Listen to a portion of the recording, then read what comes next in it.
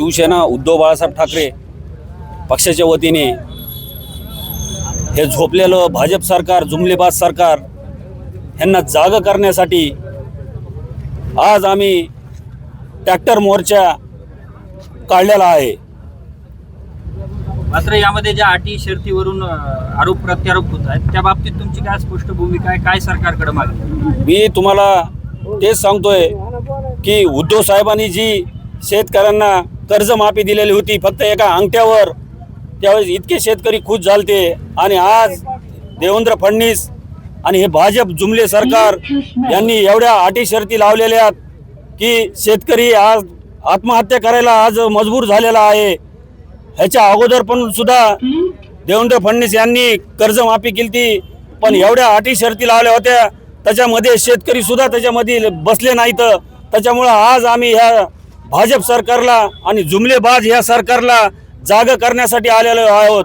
जर ह्यांनी कर्जमाफी जर नाही केली शेतकऱ्याला तर नक्कीच तुम्हाला सांगतो मी, भारत आपला हा नेपाळ झाल्याशिवाय राहणार नाही।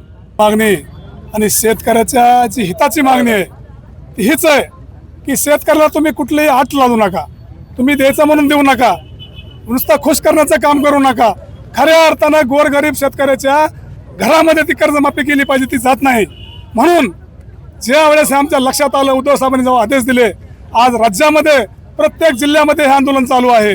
आम्ही हे फसवा सरकार, ह्या शासनाने केलेली शेतकऱ्याची दिशाभूल जोपर्यंत हे शासन सरळ होत नाही तोपर्यंत आम्ही असंच लढण्याचं काम करीत राहणार आहोत। आमची मूळ आणि मुख्य मागणी शेतकऱ्याची कर्जमुक्ती ही आणि हेच आहे।